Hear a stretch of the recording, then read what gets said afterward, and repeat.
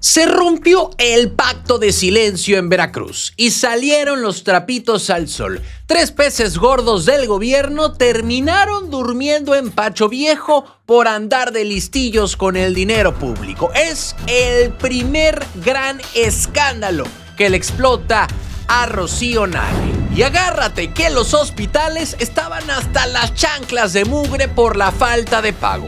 Ahora nace Limpiaver para quitarle el negocio a los privados, pero ojo, que la orden es que la empresa vieja pague lo que debe para no llevarse a los trabajadores de corbata. Quédate, porque aquí no nos guardamos nada. Soy Rodrigo Croza y esto es el Noti Express. Arrancamos. El escándalo de Nale. Hay momentos en los gobiernos donde algo se rompe. No necesariamente una ley, no siempre un discurso, a veces se rompe el pacto del silencio. Y eso es exactamente lo que pasó este fin de semana en Veracruz. Porque cuando en menos de 24 horas caen 3 altos funcionarios de una universidad pública, o bueno, 3 exfuncionarios de una universidad pública, pues terminan esposados, terminan trasladados de noche y enviados a Pacho Viejo, pues ya no estamos hablando de un ajuste administrativo. Estamos hablando de un escándalo. Y sí, hay que decirlo sin rodeos. Es el primer gran escándalo del gobierno de Rocío Nale. Pero ojo, no es un escándalo de encubrimiento. Es un escándalo por lo que se destapó.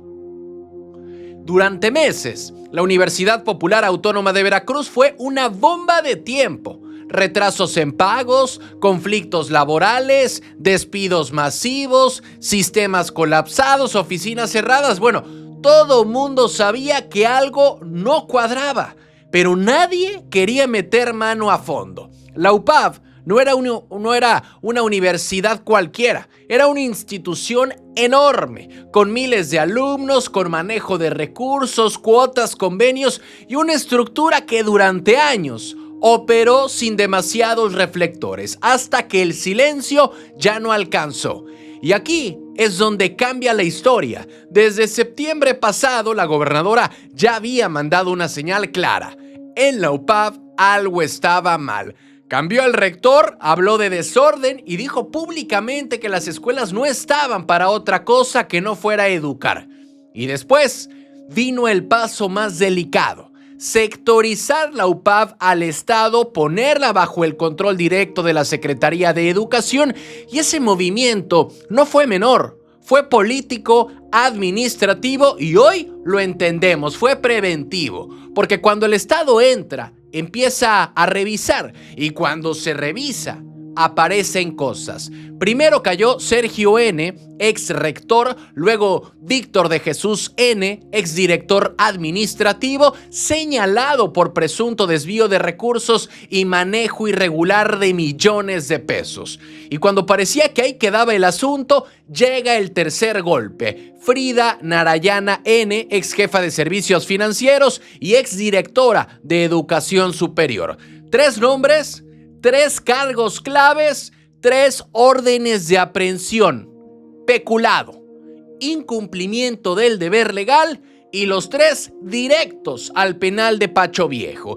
Y aquí ya no hay narrativa que aguante. Esto es un caso penal en curso, no un pleito político. Y aquí viene la comparativa inevitable. En otros gobiernos de Morena y de otros partidos, estos casos se hubieran manejado distintos. Se congelan, se negocian, se alargan hasta que nadie se acuerda. Y aquí no. Aquí los expedientes avanzaron, aquí las detenciones llegaron rápido y aquí no se protegió a nadie por haber sido nombrado recientemente. Y eso, políticamente, cambia el tablero, porque el mensaje desde Palacio de Gobierno es claro: no importa quién seas ni quién te haya nombrado. Ahora, hay un punto incómodo que no se puede esquivar. La secretaria de Educación, Claudia Tello Espinosa, no está detenida, no está imputada, no enfrenta cargos penales, pero sí enfrenta un costo político real, porque varios de los funcionarios hoy detenidos fueron ratificados o nombrados cuando ella llegó a la SEP. Y eso ya se le cobró en el Congreso. En su comparecencia, si recordamos hace algunas semanas, diputados de oposición pues la cuestionaron muy duro. Realmente depende la OPAP de usted, porque al ser la titular, deberían de conocer de fondo el funcionamiento de la OPAP, quienes la integran y esta famosa fundación que con palabras de usted es un nido de corrupción. Y ya pasó un año. No se le puede culpar 20 años atrás. Ya ha estado usted un año al frente y debería conocer al detalle y debería haber tomado acciones concretas para erradicar eso que usted llamó corrupción. Plazas, nepotismo, convenios, la UPAV, el manejo interno y hoy lo que se le reprocha no es haber robado, sino no haber detectado a tiempo el tamaño del problema. Y en política eso también pesa, porque este caso va a seguir creciendo. Van a salir más nombres, van a venir audiencias, van a venir resoluciones y más presión política. Pero hay algo que ya quedó claro desde ahora. Sí, es un escándalo, sí, es el primero grande del gobierno de Rocío Nale, pero también es la primera vez en mucho tiempo en Veracruz que un escándalo no se tapa, no se administra, no se negocia en lo oscurito. Aquí hubo errores, aquí hubo omisiones, hubo confianza mal puesta, pero también hubo una línea que no se cruzó, la de la impunidad. Y eso, para bien o para mal, marca el inicio real de esta nueva etapa de gobierno. ¿Cansados de las mismas noticias de siempre? Con los mismos de siempre. Aquí lo contamos sin rollos, directo y diferente. Dale click a la campanita, suscríbete y entérate de lo que de verdad está pasando en Veracruz y en la política. Noticias locales.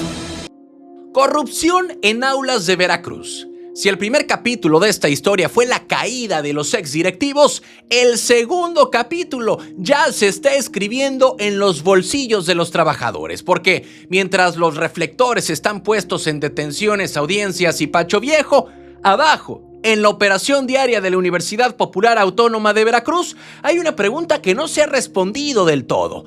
¿Quién va a pagar la nómina y a tiempo? Porque en la UPAV el calendario no preocupa por dar clases, preocupa por pagos. En Jalapa, asesores solidarios y personal administrativo miran la quincena con más nervio que costumbre. Y no es rumor, es advertencia. Si no cae el dinero, salen a la calle. El fondo del asunto importa porque ya no hay intermediarios. La asociación civil desapareció del mapa y ahora el pago depende directo de finanzas. Ahí es donde empieza la tensión. Desde que el decreto movió la responsabilidad legal al Estado, la UPAV quedó absorbida como patrón. En papel eso suena a certeza, pero en la práctica todavía hay dudas operativas que no se han disipado. Los trabajadores dicen algo muy sencillo: no quieren discursos, quieren depósito. Y si no llega, la protesta ya está contemplada, no como amenaza política, sino como reflejo del desgaste.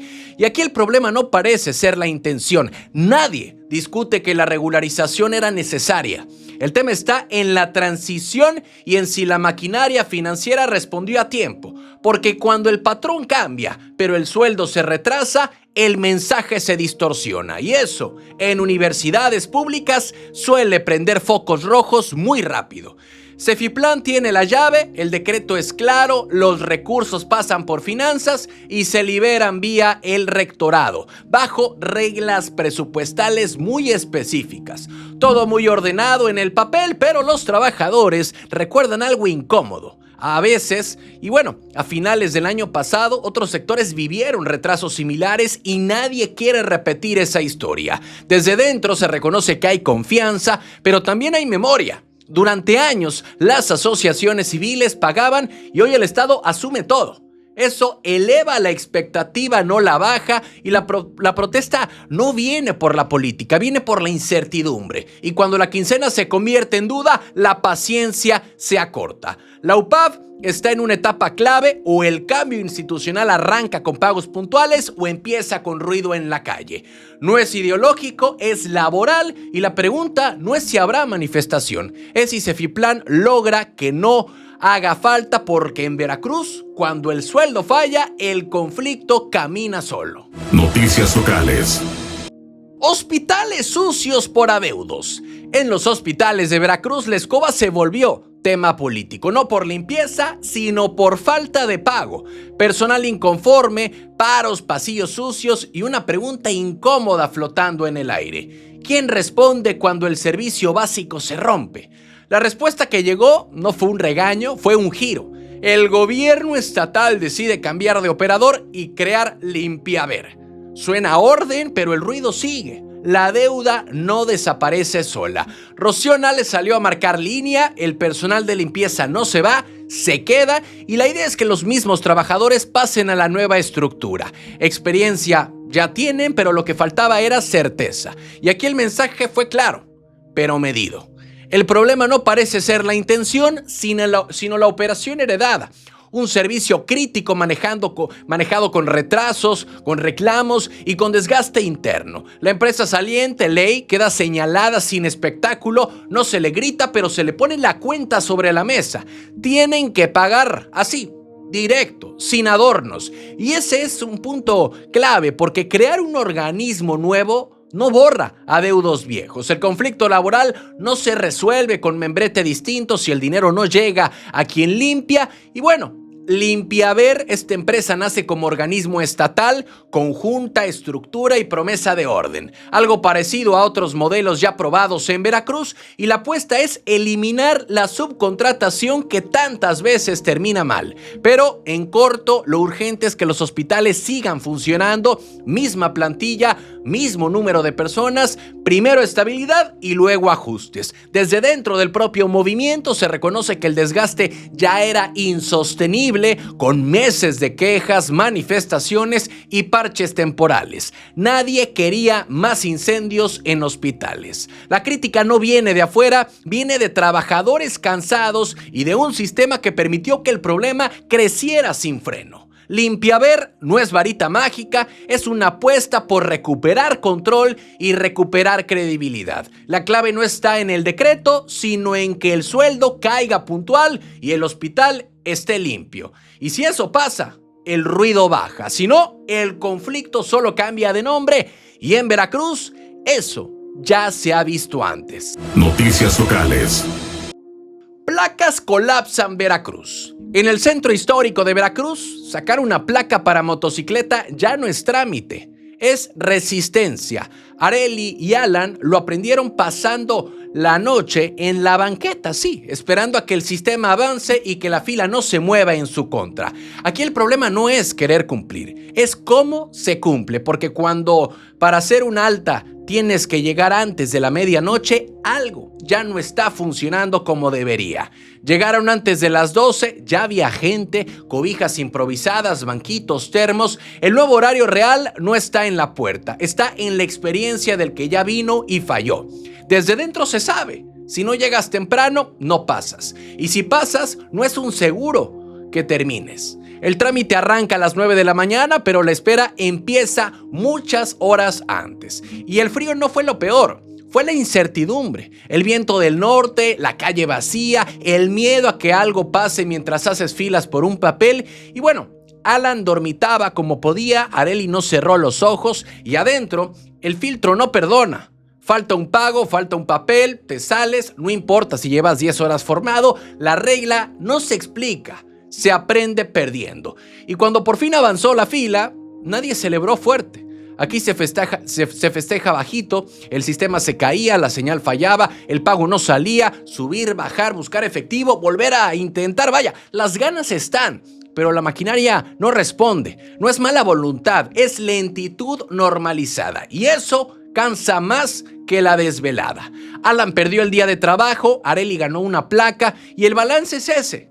Tiempo personal contra un trámite que en papel dura minutos, pero en la realidad te consume el día y la noche. Afuera seguían llegando personas y la frase se repetía como advertencia. Si quieres ser el primero, váyanse formando. Cuando Areli salió con la placa en la mano, no gritó, sonrió, se abrazaron. Vaya, no fue alegría plena, fue alivio. El cuerpo ya no daba, pero el trámite sí. En Veracruz, cumplir la ley a veces se parece demasiado a aguantar, y mientras eso no cambie, la fila seguirá creciendo antes de que amanezca. Noticias locales. Morena se come Veracruz. Sí, en Veracruz, Morena no solo presume músculo, presume territorio y no es menor el dato. Con la incorporación de alcaldes que no llegaron por la vía guinda, el movimiento dice gobernar ya al 64% de los veracruzanos. No es elección, es reacomodo político. Y el mensaje se soltó en una asamblea informativa llena de esas que buscan mostrar orden interno, mientras afuera ya se habla del siguiente round electoral. El encargado de poner los números sobre la mesa fue Esteban Ramírez Zepeta. El crecimiento, dijo el encargado del partido a nivel estatal, es claro. De gobernar al 48% de la población, pasaron al 58% y ahora al 64%. Y la clave no está solo en ganar, sino en sumar. Aquí la lectura no es ideológica, es práctica. Alcaldes que antes estaban en otro carril, hoy caminan con Morena, no por discurso, sino por cálculo. Desde el templete se habló de unidad, se habló de madurez política, de trabajo colectivo. Palabras conocidas, sí, pero necesarias cuando el movimiento crece más rápido de lo que se ordena. Y la crítica, curiosamente, no vino de afuera. Se reconoció que el último proceso fue complicado desde la coalición y que el ruido del PRI, del PAN y de Movimiento Ciudadano no ayudó, pero tampoco definió. En medio del acto se mandó un mensaje interno. No todos caben, fue lo que llegaron a comentar. Esteban Ramírez Zepeta fue claro, dijo que habrá derecho de admisión. Algunos ya no pasaron ese filtro y el caso más mencionado es el de los Yunes. Aquí la línea es fina. No se trata de cerrar puertas por capricho, sino de marcar control político. Desde el propio movimiento se reconoce que sumar sin orden también desgasta. Y también se habló de metas grandes, carro completo en diputaciones y una reforma electoral profunda. Menos pluris, menos dinero, menos estructura y suena bien en discurso. Pero es ahí donde empieza el verdadero reto, porque el telón de fondo es el 2027 y aunque digan que no, ya se siente. Y en ese escenario, el liderazgo de Rocío Nale fue presentado como factor de cohesión más que de confrontación. Morena en Veracruz no solo gobierna más municipios, gobierna más expectativas. Y eso pesa, porque una cosa es crecer y otra muy distinta es sostener. La pregunta no es cuántos ya están dentro, sino cuántos van a aguantar cuando toque gobernar sin pretextos. Noticias locales. Las obras de Nale que cambiarán Coatzacoalcos. Sí, en Coatzacoalcos la gobernadora salió a hablar de obras, no de promesas al aire, sino de intervenciones concretas. 3 frentes, 3 mensajes y una lectura política clara. El sur no está fuera del radar. El anuncio vino en visita pública, con discurso de coordinación y con esa frase que se repite últimamente. Ya hay levantamientos, ahora falta que la maquinaria camine. El primer punto es el centro de convenciones, un edificio que llevaba años aguantando parches y que hoy ya no da para más. Lo que se plantea no es maquillaje, es mantenimiento profundo, aire acondicionado nuevo, instalaciones eléctricas, butacas, áreas comunes, y aquí el problema no parece ser la intención, sino el rezago acumulado. Por eso se habla incluso de hacerlo por etapas, no es rápido, pero es necesario, y el segundo frente es el malecón, ese espacio que siempre aparece en la foto turística, pero que en la realidad pide mano desde hace rato. Ya hay proyecto ejecutivo y hasta tramo piloto para definir materiales. La idea es avanzar lo suficiente para que la ciudad no llegue golpeada al periodo vacacional y de paso meterle orden urbano a colonias como Playa Sol y Puerto México. Pintura, vialidades, espacios públicos, lo básico que cuando falta se nota. El tercer anuncio no es urbano, es social. Una unidad de quemados en el Hospital Valentín Gómez Farías, un pendiente que llevaba años en la lista y que ahora se retoma. Aquí la lectura es distinta, no es una obra que luzca, es servicio que salva.